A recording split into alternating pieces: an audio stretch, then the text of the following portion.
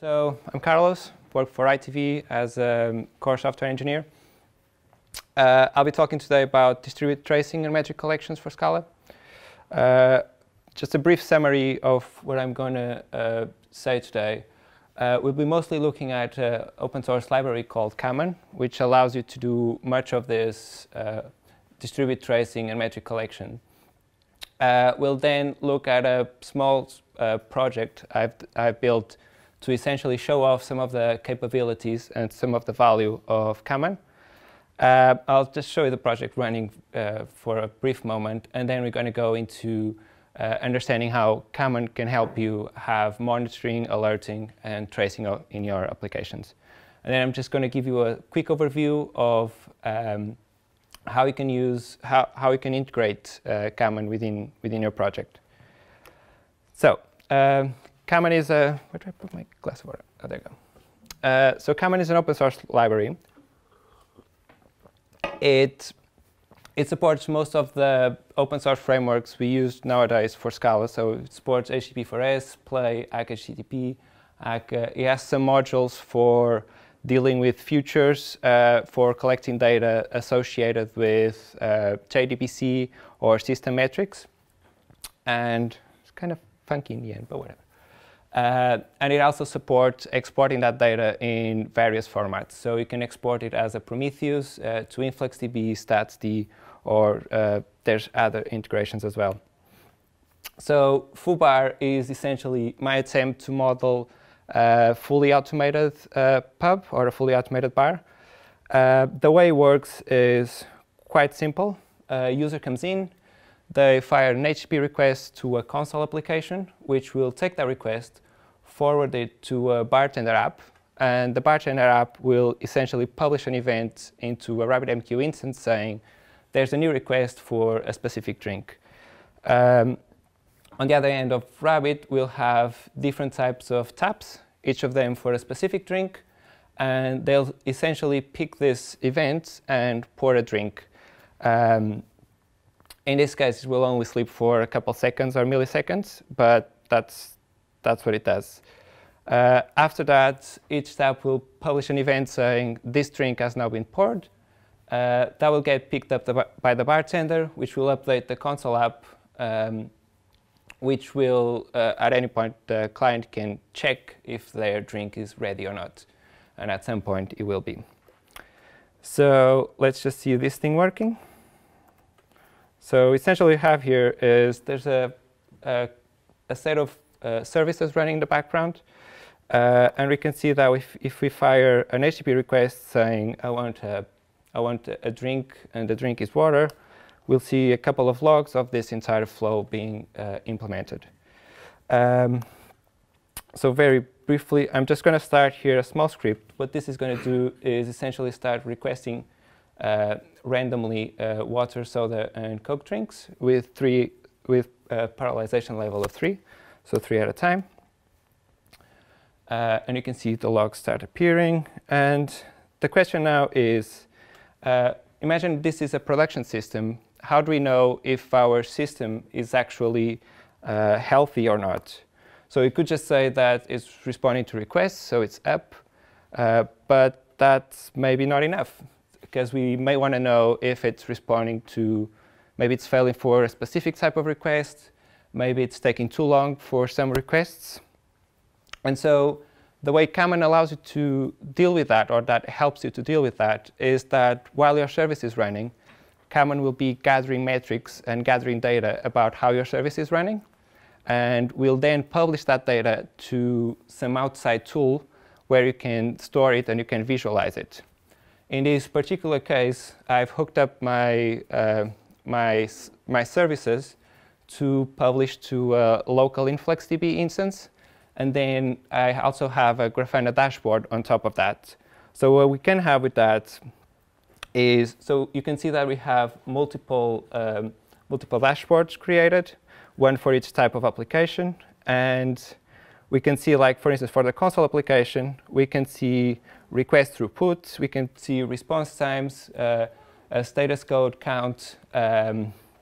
What else? We can see because our application is calling other applications, we can also see how long is it taking to call those specific applications, what kind of status codes we're getting. We can see query times to the database, JVM metrics, so JVM memory usage, threads, and so on.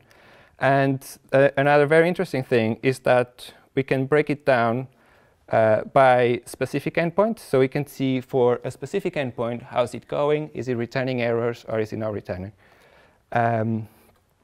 So then with this, you may, we now are able to more or less assess if our application is doing fine or not. But there's still a component of alerting that we haven't dealt with. In that case, comment doesn't really help you much. But we can actually, having Grafana and having all the data in InfluxDB, we can easily hook up something to one of those applications and create thresholds and conditions that, if broken, they will alert us. And in the case, once we get alerted and we have to go in and try to understand what the hell went wrong, one of the things that will help us is having all of this data of the performance, of the load on our application, which will maybe help us debug what went wrong. But there's also a case to be made about being able to see things in the logs, or to be able to visualize what actually happened in our application. And that's where tracing comes in. Before we go into see what comment does in terms of tracing, I would just like to introduce the span, trace, and context concept. In a simple way, the trace and span you can see as identifiers. So a trace identifier will be a unique ID that will identify an execution throughout your entire, distributed execution throughout different services. And then within each service, you associate that with a span identifier. And then associated with that span, you usually create a context which will hold information that's valuable for you to understand that specific span.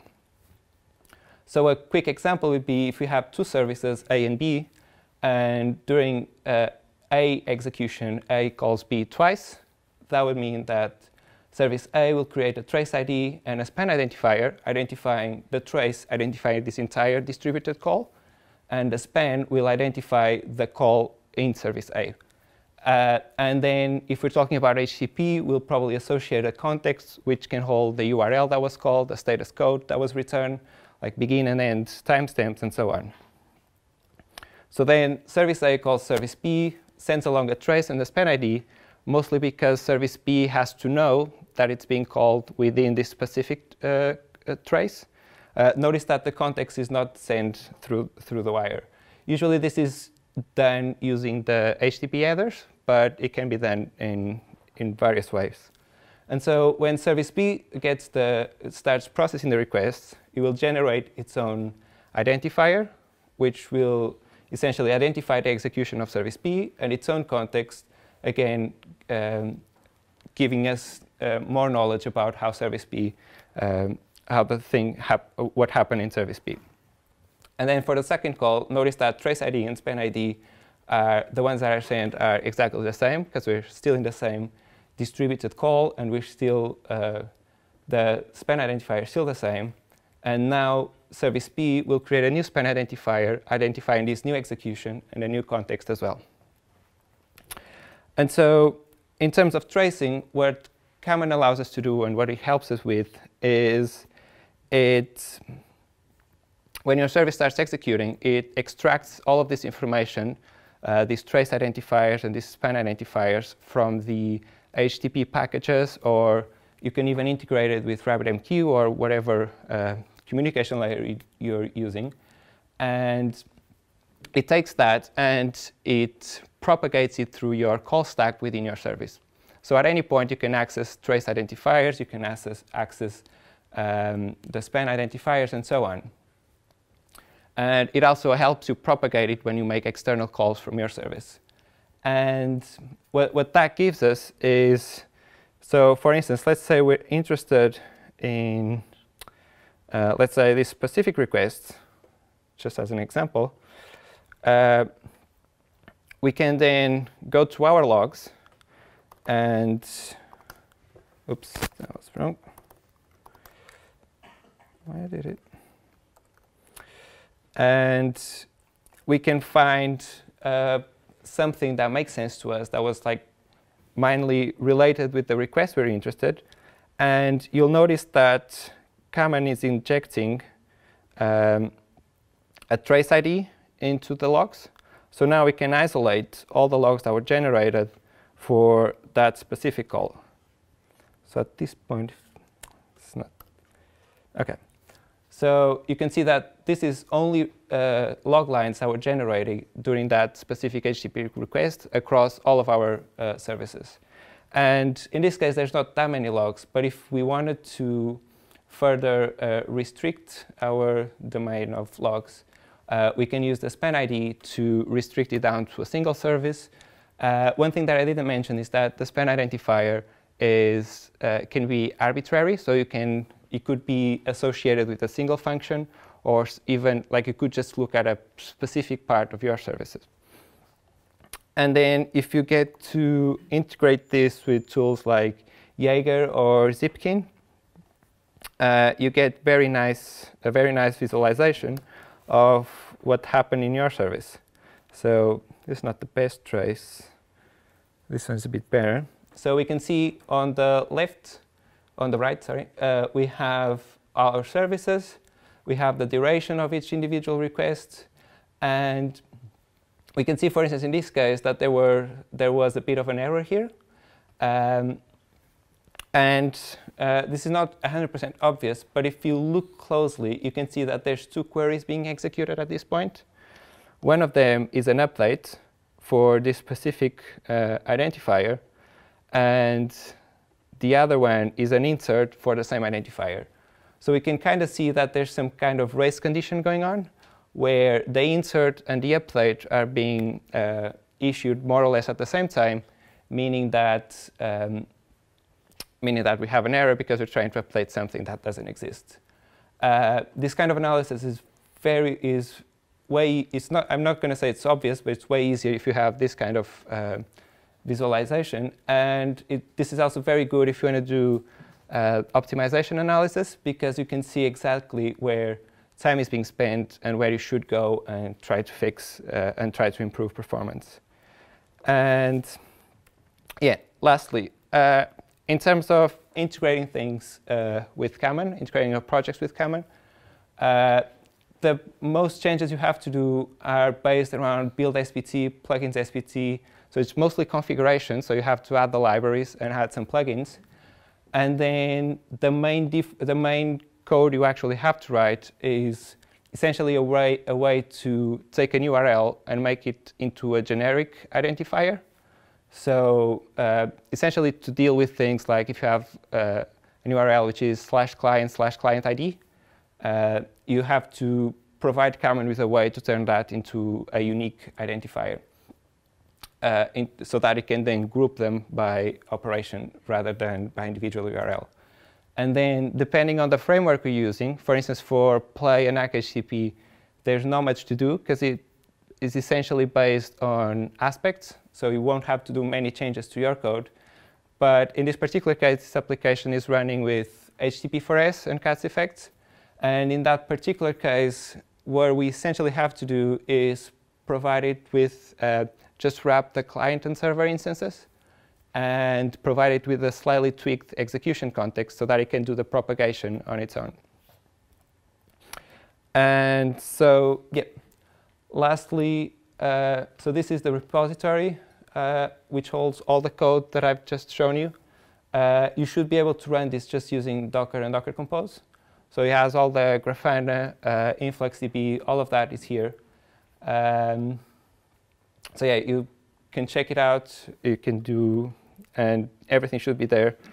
There's also, if you look closely, there's a commit where I put most of the code changes needed to go from Common to go from a regular project to a project with Common. And you can see that most of it This is split across 3 different services, but if you look at it, it's mostly configuration and a couple of changes at the main level.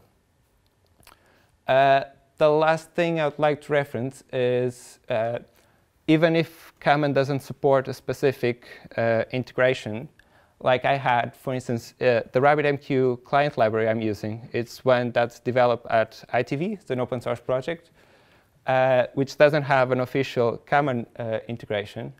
And I actually built my own, which is just this 100 lines of code.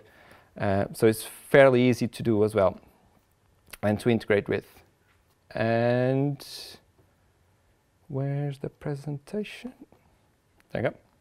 And yeah, questions, comments, let me know.